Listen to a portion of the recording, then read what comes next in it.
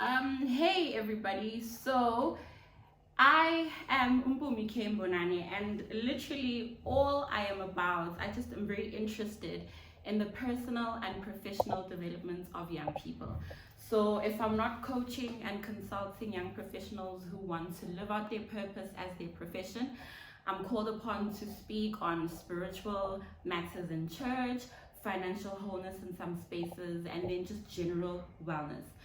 Today, though, I was asked to lend my voice to the conversation that seeks to understand what happens when, upon conducting a self audit, you actually discover that there are some toxic traits in you. Surely this can't be a pleasant discovery. I mean, we all know how defensive we get when we're given feedback on our behavior, our performance, or our actions, right? Coming face to face with the not so nice things that we do really can be soul crushing, or at the very least uncomfortable and unsettling. So I've then decided that I'm not going to come in here and add to your discomforts, all right? I'm really just going to be taking us through what I believe will give us insights and a lot of aha moments. So nobody is going to be calling anybody out on their toxicity. We're all going to walk out of here, or like virtually walk out of here, with a lot of enlightenment and better equipped to be the people we want to present as in relationships. Okay, so I think it would be very lazy and in fact imprudent of us to simply write people off as toxic. Actually, it would be of very little benefit to even brand ourselves as toxic without taking the time to dig deep and investigate what it is that causes us to act in the ways that we do. So that's why I've then decided that in order to get us to move further, it behooves us to take it a little bit way back, right? So we're gonna go back to when we were teeny weeny babies. Today we'll actually be discussing attachment styles. You may be asking, but Mpumi, why?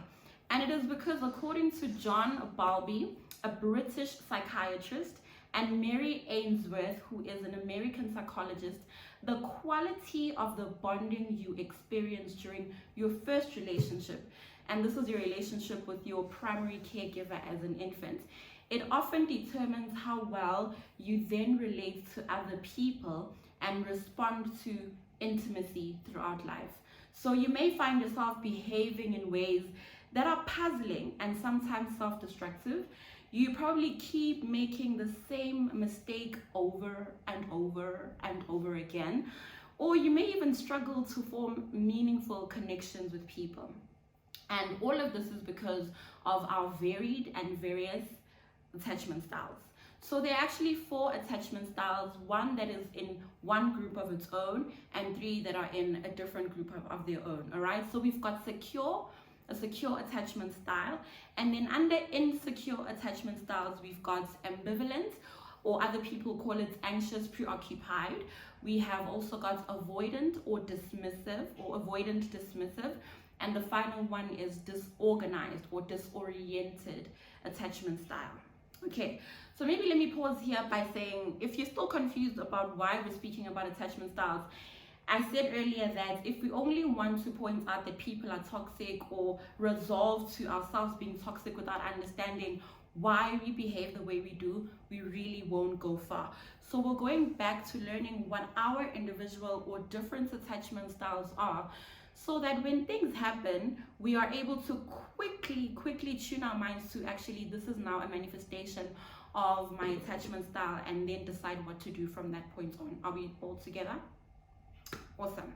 So the first one we're going to talk about is secure attachment, or secure attachment style. And this is where all of us are trying to get to, okay? As I'm having this conversation, as we're speaking, I want you to have in the back of your mind that all of us are trying to get to a secure attachment style. Now, this style is characterized by being empathetic and able to set appropriate boundaries. You feel safe, you feel stable, and you are more satisfied in close relationships, all right? You don't fear being on your own, but you also thrive to be in close, meaningful relationships. This does not mean that you are perfect and you don't experience problems or challenges in your relationships. It just means that you feel secure enough to take responsibility for your own mistakes and your feelings in those relationships, as well as that you are willing to seek help and support when you need it. Okay? How you look or how this manifests in relationships is that you appreciate your own self-worth and you are able to fully be yourself. You know how we're always talking about people needing to be authentic? When you've got a secure attachment style, you feel really self-aware and you have you're aware of your self-worth and you're able to be authentically you.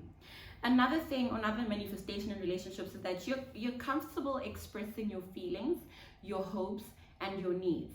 So you're not shy from doing these things. You feel like in this place, in this relationship, I'm able to express how I feel, what my hopes are, and what I need. You also don't get overly anxious when you're not around your loved ones. So you're not the person who's texting your partner like, where are you? Oh my gosh, I'm so worried about you. And not that you don't want to worry about people, but you're not anxious if you don't get communicated with, all right? Another thing is that you're similarly happy for your partner to rely on you for support. So while you are happy and secure and can rely on your partner, you also are in a position where they can rely on you and you're happy for them to rely on you for their needs, their hopes, and their feelings, all right? And finally, you're able to maintain your emotional balance, which is very important, and you seek healthy ways to manage conflicts in a close relationship. So it's not that you're superficial in that you're always happy or everything is good because you avoid having conversations that are difficult. No, but even in those conflicts and in those situations, you find healthy ways to deal with them. All right. I think I said finally too quickly. The last one is you are resilient enough to bounce back when you are faced with disappointments, with setbacks and misfortunes. So you don't die forever. When things happen, you quickly get up and you find ways to solve those things. All right. And how this particular attachment style forms is if you've had a primary caregiver relationship that looks like this. You're able to stay engaged, or your parents or your primary caregivers are able to stay or were able to stay engaged with you as an infant. And they effectively manage their own stress as well as be able to calm and soothe you when you're distressed, okay? Another thing that happened with your primary caregiver is that they made you feel safe and secure, right? There was communication through emotion and they understood it and acted on it. And on a regular basis, they responded to your challenges and your needs, and you always knew that you can rely on them. And another thing is that the strong foundation then enabled you to be self-confident, to be trusting, to be hopeful, and to be confident or comfortable in the face of conflict. So this also doesn't mean that your primary caregiver, whether this was your mom or your dad or your adoptive parents, or foster parents, it does not mean that they were perfect. It does not mean that they didn't get things wrong. It's just that when you needed them, they found a solution, or even if they didn't find a solution or were there for you immediately, they tried a lot of means to get you to a place of safety and comfort. All right. So as I said, this is where we're all trying to get to. We're all trying to get to a place where we are securely attached. The second one, and now all these ones that I'm going to mention are under insecure attachment styles. The second one of the attachment styles, or the first in the insecure, is ambivalent or anxious occupied. Here you tend to be overly needy. You are often anxious and uncertain. You are lacking in self-esteem. Another thing is that you crave emotional intimacy so much, but you're wary that others don't want to be with you. And this type of attachment style could have formed because this was a relationship you had with your primary caregiver. They were inconsistent in their parenting style. So sometimes they were engaged and responsive to your needs, but other times they were uncertain or they were unavailable and distracted. So this one you may find with a mother who is working, let's say a single mother who's working, right? In the back of their minds, they're like, I need to make sure that my kid has got food, that my kid goes to the best schools. And so in their attempt to provide for your needs, they may be unavailable for you emotionally. All right. Another relationship, or another way that the relationship could have unfolded, is that they left you feeling anxious, or the fact that sometimes they were inconsistent, sometimes they were unavailable or distracted. It left you feeling anxious and uncertain about whether your needs would be met.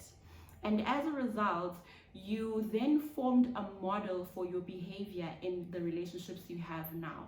So because of that inconsistency, because of that unavailability at times, you then created a model, or you became ambivalent or anxious occupied in your attachments, or your nervous system created that attachment style. So how this can then show up as toxicity in your relationships is that you crave feelings of closeness in a relationship, but you struggle to feel that you can trust or fully rely on people. It's not that you don't want to be with people. It's not that you don't want to have friends. It's not that you don't want to be close to your family, but you just have this fear that I may not be able to trust you. Why? Because you weren't able to trust your primary caregiver. Another manifestation is that being in an intimate relationship tends to take over your whole life, and you become overly fixated on the other person. You hear people say things like, oh, I'm obsessed with him, I'm obsessed with her, or everything revolves around this relationship and around this person. These are telltales of somebody who has got an ambivalent or anxious, preoccupied attachment style. Another way is that you find it difficult to observe boundaries, because boundaries to you are spaces between you and the other person that creates a threat. So this provokes panic, anger, or fear that you're no longer wanted. When somebody says, listen, please don't call me after 10 because I want to be asleep, they are enforcing a boundary, but for you it's like, oh my gosh, they don't want to speak to me. You start panicking, you start getting angry, you start getting resentful. And not because that is what is being communicated, but simply because of your attachment style. And I'm pretty sure you can see how this can be a toxic behavior in a relationship. Okay, let's continue. Your sense of self-worth comes from how you feel you're being treated in relationships. So you don't have a self-worth that is anchored on who you are or on who God says you are. But if the other person treats you well, then you believe, oh, I'm worthy. But if they start abusing you, if they start ill-treating you, like, oh, surely I deserve to be treated this way because this is all I'm good for, which can be very dangerous, all right? Another way is that you feel anxious or jealous when you're away from your people, and you may use guilt, controlling behavior, or other manipulative tactics to keep them close. I was watching a podcast episode the other day, and this guy was talking about how when his wife misses him but doesn't want to communicate that, I guess for fear of feeling like her feelings are frivolous or trivial, she then just starts a fight. She picks a fight with him, and they start arguing back and forth, because when they're having a fight, the guy is present.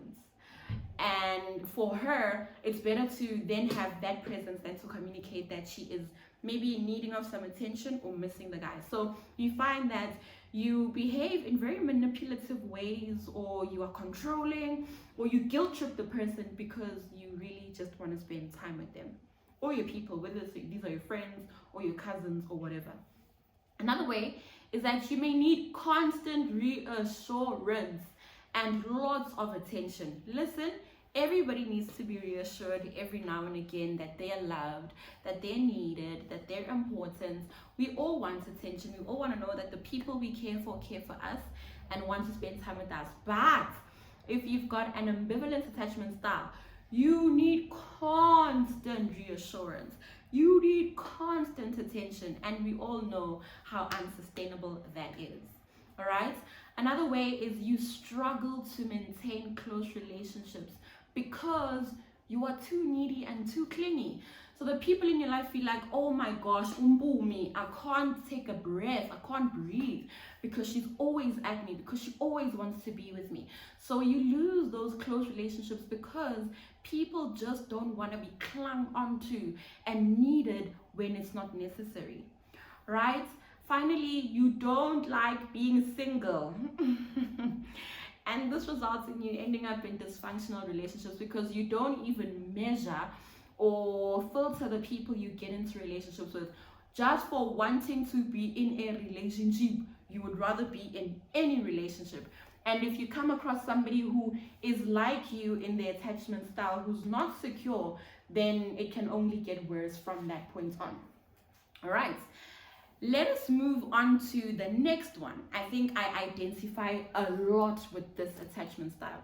So this one is avoidant dismissive, and it is the opposite of ambivalent. All right. Instead of craving intimacy here, you are so wary of closeness, so you try to avoid emotional connection.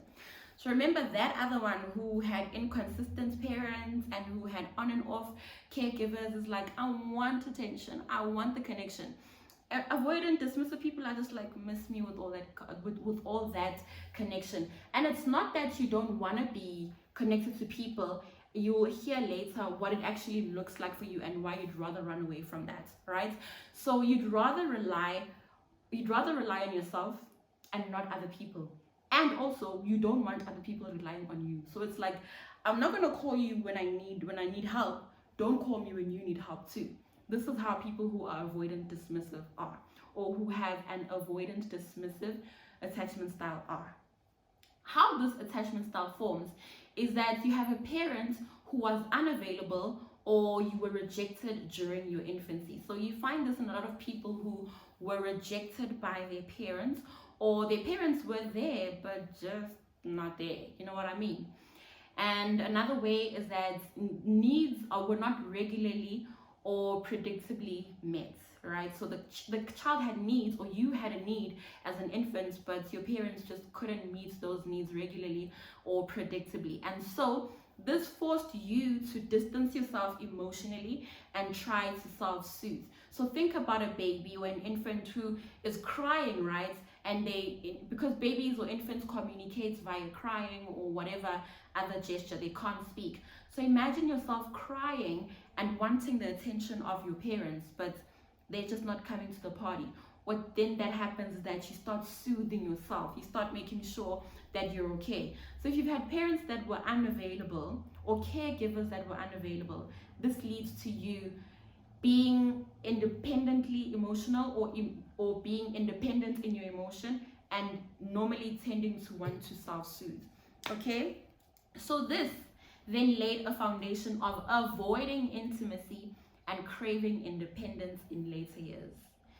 And that's why I say I tend to identify a bit with this one. So what this happens then is that it also causes its own distress, right? You can't always be strong. I was saying on my social media the other day that it's okay to actually not be strong. There are times, or there comes a time where you are in an environment or with people who actually can accommodate your weakness, right? Where you don't always have to be strong. This is what happens with people who are avoidant dismissive or have an avoidant dismissive attachment style. So how this looks like in relationships: you are an independent person. You are content to care for yourself, and you feel like you don't need other people. Listen to this. You feel like you don't need other people because we all need people, all right? But if you've got this personality, if you've got this attachment style, you just want to be independent, you don't want to be cared for, you don't want to care for. Okay, the more someone tries to get close to you, or the needier a partner becomes, the more you tend to withdraw. So you're having a good relationship. The minute you realize with it's getting deep, it's getting serious, you withdraw. You find whatever excuse in the book you can. You are either not ready, you are either not looking for love, you either have other things going on, you have a career that you want to focus on. All of those excuses only to not be closely intimate with people. Another way it manifests that you are uncomfortable with your emotions, and your people often accuse you of being distant and closed off, rigid, and intolerant. And you accuse them of being needy. So they'll say, Mpumi, you never need us, dude. You are so rigid, you're intolerant, you are aloof. And you're just like, no, you're needy. Leave me alone. We're all okay. That's how it looks like in relationships. You are prone to minimize or disregard people's feelings. You keep secrets from people who care for you. You engage in affairs, and we're going to speak about this just now. You even end relationships in order to regain your sense of freedom. Okay, let's unpack this a bit, right? You're prone to minimize or disregard people's feelings, not because you don't think their feelings are valid, but because it will mean you have to engage them in those feelings. You will have to be affected by those feelings. You will be invested in whatever they've got going on. And you don't want that sort of thing, right? You don't want to be emotionally attached. So this is what you do. You keep secrets from them. I remember there was a time where I was going through some serious health challenges. And I think this was early last year. Sometime the same time last year, going through some serious health challenges, and I went off social media. I just wanted to be by myself. I didn't want anybody to worry about me. I didn't want anybody to fuss over me, because I just wanted to deal with my pain by myself. When my friends found out, they were so hurt. They were so disappointed. They were really, really affected, because they want to be there for me. But somebody who does not want to be taken care of, I really had a different picture on how things should go on. But my friends were really upset. So this is what happens. You keep secrets, not because you are a secretive person or because you are shady. No, it's because you don't want people to faff over you, just like you don't want to faff over people. All right? You engage in affairs. And here's the thing. The reason you engage in affairs is because affairs are fleeting, right? You don't necessarily get into relationships for depth, but just let's pass time. So you are with this person, that person, because you don't want to be attached. People who have this avoidant dismissive attachment style are people who will have multiple partners, maybe not at a time, but who will go on dates, who will have casual flings and never really settle down, because they are avoidant, they are dismissive. Okay, let's move on to the second last manifestation of this attachment style in relationships. You may prefer fleeting, this is exactly what I was saying. You may prefer fleeting, casual relationships to long-term intimate ones. Or you seek out partners who are equally independent ones, who keep their distance emotionally. So yeah, we're dating, yeah, we're married, but keep your emotional distance, I'll keep mine. We'll come together when things need to be done or when we need to make decisions. Otherwise, please miss me with those emotions. These are people with this attachment style. And finally, you have this deep-seated fear of intimacy. Even though you think you don't need close relationships, because all humans do, right? All of us are hardwired to be relational and to be loving and be loved. But you have a deep-seated fear of intimacy. Okay, let's move to the final one. And I think this one is the most painful, really. It's really, really hard. It is called the disorganized or disoriented attachment style. Other people may refer to it as fearful avoidant. Here, you have intense fear. And this was created from childhood trauma, from neglect and abuse. But you've really got intense fear. You tend to feel you don't deserve love or closeness in relationships. You just, whether people love you or not, it's really okay. But even when they love you, you're just like, is this a scam? Is this a sham? Am I gonna wake up from this dream? Because you really just don't believe that you deserve love. Now, this could have formed because this is the kind of relationship you had with your primary caregiver. Your caregiver was themselves dealing with unresolved trauma, and so because they were still dealing, or the trauma wasn't resolved, they couldn't be there for you to even form an attachment with. All right, your parents were both a source of fear and comfort. And this may sound a bit dodge. So fear and comfort. So this triggered the confusion because you're just like, okay, I know you love me, but, and I think a lot of people who have parents who are very, very strict and very, very overprotective, they do all of that because they love you, but their ways of communicating that are really, really traumatic and traumatizing. So this triggers confusion and disorientation that you feel in a relationship now. So you get in a relationship and somebody is nice, but you just can't seem to compute what is going on. It's just a lot. You are confused by the relationship or any relationship you get into. Your parental figure may have ignored or overlooked your needs. So also your parents or your caregiver was erratic and chaotic in their behavior, and this could have been very frightening and traumatizing for you. So in relationships, this looks something like this. You find intimate relationships confusing and unsettling. You swing between emotional extremes of love and then hate for this person. One moment you love them, the next you really, really hate them because you're just confused and unsettled in that relationship or in that love. You may be insensitive towards people, maybe very selfish, very controlling and untrusting, which can lead to explosive or abusing behavior. You are hard on yourself and other people. You may exhibit antisocial or negative behavioral patterns.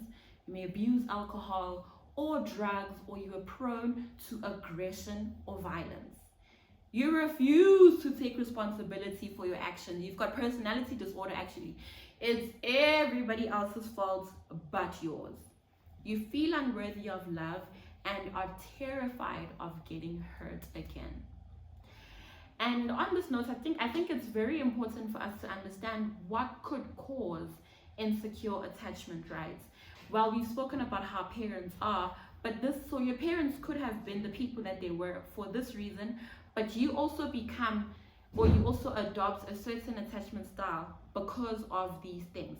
Having a young or inexperienced parent, whether this is a mother or a father or a caregiver, whoever the caregiver is, if they are young and inexperienced, it normally causes you to have insecure attachments. Your caregiver themselves experiences depression, right? Your primary caregiver is addicted to alcohol or drugs. If you've ever stayed at Lokshini or wherever, you know that a lot of parents are really into alcohol, they take drugs, so imagine what that is doing to their kids. You have had traumatic experiences, maybe like car accidents or a house burned down, stuff like that. You have experienced physical neglect. You have experienced emotional neglect or even abuse. You have been physically or sexually abused, or you've separated from your primary caregiver. So in the instance where you're always changing schools, you're always changing nannies, or your parents is always changing partners and you have to be introduced to all these people, it can really form insecure attachments. Or there's just inconsistency in your primary caregiver. They're hot one moment, they're cold one moment, they're unavailable one moment, they are. It's all these inconsistencies really cause confusion. Or there are frequent moves or placements. You live in Soweto this month, you move to Pretoria the next, you are in Eastern Cape the next. All this frequent moving and placements can really, really be disorienting and can cause you to be disorganized. Now, I'm pretty sure you're asking, then what should we do? Let's say you have discovered today that actually you are fearful, what is it called? Fearful avoidant, or you have an ambivalent attachment style or a dismissive attachment style. What do you do? Because all of us are trying to move to a secure attachment. And the good news is, while our infant brains are very profound in how they capture things, right? We really catch on things very quickly. In our adulthood, or in our adult years, there are really possibilities if we work hard at it for us to actually move to secure attachments. And the beautiful thing is that once you know that these things are happening and you are aware of your attachment style, you can always self-correct and you can enjoy beautiful, long-lasting, healthy relationships. So what do we do? Number one, improve your non-verbal communication skills. This means you develop how well you read, interpret, and communicate non-verbally. So your eyes, how your eyes communicate, how your body communicates, it would be very appropriate, or it behooves you to actually improve these communication skills. Be present in the moment. You know, when you're being spoken to, be present. When you are speaking, be present. It doesn't help to be here, but also somewhere else in your mind. Learn to manage your stress, okay? And develop emotional awareness. This is what I said earlier. Develop emotional awareness. When somebody presents you with their emotion, be aware of that, and I guess learn to then develop how you interact with that. Another thing I'd like to say is don't only improve your non-verbal communication, but your actual verbal communication too. Speak about things that bother you. Engage with people on what is going on. Communicate what you need. Have other people communicate what they need. Develop and learn in that way. The second thing, boost your EQ, because this will help you to be better able to express your needs and your feelings and understand how others are feeling. Emotional intelligence is such a huge thing. Boost that. Read books. Listen to books if you have to. Listen to podcasts on psychology or on trauma healing or whatever it is that will get you to a place of having a better emotional intelligence. Engage with people on the emotions. It'll really help, because you can't be good at something if you don't give yourself a chance to actually be good at it. You know what I mean? The third and second last thing is develop relationships with people who are actually securely attached. This will help shift you away from the negative patterns of thinking and behavior that you have. So when you are seeing and engaging with other people who are securely attached, it'll help you recognize what they are doing and adapt new patterns of behavior for yourself, right? It'll also help you to overcome your insecurities. Finally, resolve your childhood trauma. We have probably all got things that have traumatized us and have caused us to be certain ways. Resolve your childhood trauma. Regain your emotional balance and learn to trust and connect in relationships again. And a lot of ways that people get to this stage or get help is if they actually seek psychology or therapy or counseling or whatever that looks like. So maybe let me just quickly recap on what the attachment styles are, and then I'll quickly run through what we can do to move to a secure attachment. So we've got secure that we're all trying to get to, and there's insecure. Here we have ambivalent or anxious preoccupied. We have got avoidant dismissive, and we have got disorganized or disoriented. How we can all move ourselves to being securely attached is to improve our non-verbal and our verbal communication skills. It is to boost our emotional intelligence or our IQ. It is to develop relationships with people who are securely attached.